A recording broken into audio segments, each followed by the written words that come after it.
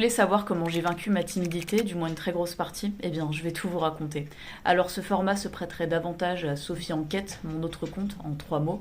Toutefois, vu qu'ici c'est un compte artistique, je trouve que ça parle encore plus de soi pour le thème que je vais aborder. Bon déjà si on remonte à ma petite enfance, j'étais très très timide et d'ailleurs en maternelle la maîtresse disait à mes parents que je ne chantais pas les chansons, vous savez les chansons qu'on apprend à l'école, je me contentais juste d'écouter. Ça d'ailleurs c'est assez ironique parce qu'aujourd'hui je rêve d'être chanteuse d'opéra. Après en grandissant on peut dire que j'étais un peu moins timide que dans ma petite enfance, pour autant je restais quand même très très réservée, j'allais pas trop vers les autres, j'avais tendance à très peu participer en classe.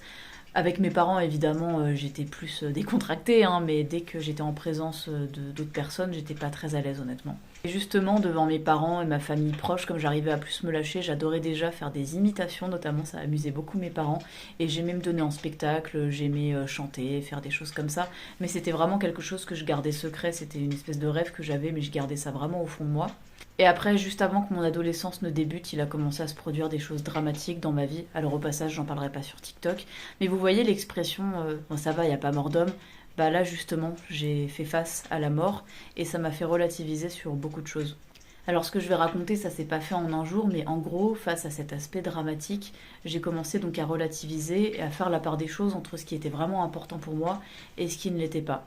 Et petit à petit, j'ai commencé à conscientiser le fait que le plus important pour moi, c'était de faire ce que j'avais envie de faire dans la vie et rien d'autre, du moment évidemment que ça ne portait pas atteinte à d'autres personnes ni à moi. Et donc j'ai commencé à me dire, si tu as vraiment envie de faire quelque chose, même si ça te fait peur, il faut que tu oses le faire. Et peu importe ce que vont penser les gens, ce qui compte, c'est que toi tu te fasses plaisir à toi et que tu sois en accord, que tu sois aligné à toi-même.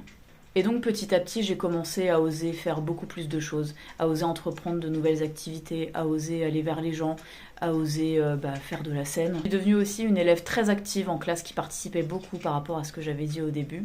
Parce que justement, j'ai commencé à me rendre compte petit à petit que la vie est courte, qu'on peut partir à tout moment et qu'on n'a pas une minute à perdre. Et ce tournant que j'ai vécu dans ma vie a coïncidé avec la rencontre de ce que j'appelle des tuteurs de résilience, donc des adultes qui m'ont beaucoup aidé à cette période et qui m'aident toujours, qui sont toujours très présents dans ma vie.